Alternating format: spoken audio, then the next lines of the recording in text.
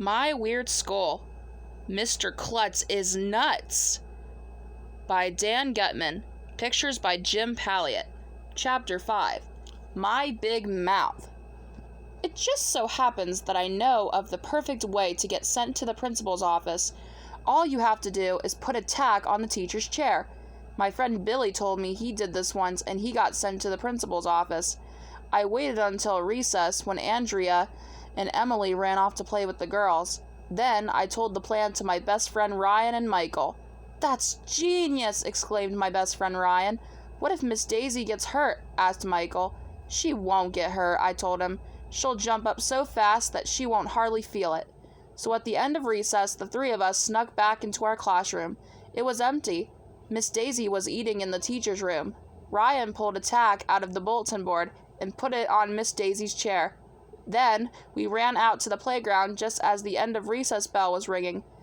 When we filed back into the class, Ryan, Michael, and I could barely look at one another because we were afraid we'd burst out laughing. I could hardly wait to see the look on Miss Daisy's face when she sat on her chair.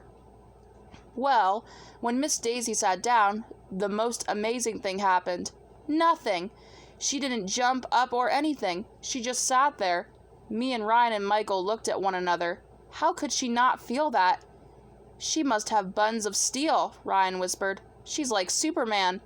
Then I realized that I had forgotten to tell Ryan something very important.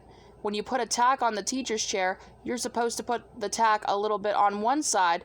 When you put it in the middle of the chair, the tack sort of, well, you know, it doesn't have any target to hit, if you know what I mean. Miss Daisy got up to do math, not even realizing there was a tack in her butt. When she turned around to write on the chalkboard, we could see the tack was just stuck there, hanging in the middle of her backside.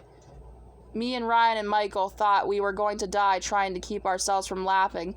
It was probably the funniest thing that had ever happened in the history of the world. "You should have been there." "Excuse me," said Andrea, raising her hand to ruin everybody's fun like always. "Miss Daisy, I think there's something stuck to your skirt." Miss Daisy turned around and pulled out the tack. "Who did this?" she demanded. "I did," Ryan bragged. "Go to the principal's office, Ryan."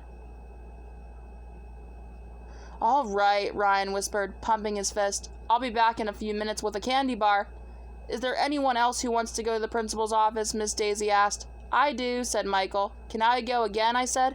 "Hey, I asked first," Michael complained. "Quiet, both of you." Miss Daisy pretended nothing unusual had happened and went back to her lesson, but I saw her look at her chair carefully before she sat down again. A few minutes later, Ryan came back to the classroom. Mr. Klutz was with them. "So, did he give you a candy bar?" I whispered excitedly when Ryan sat down. "No," Ryan whispered back. "When I told him that I thought he would give me a candy bar like he gave one to you, he got really upset. He told me he was going to call my parents and have them come in to talk about what happened. I think we're all in big trouble." Oh man, I decided that maybe it wouldn't be such a good idea to be best friends with Ryan anymore. I should have just kept my big mouth shut about the candy bar.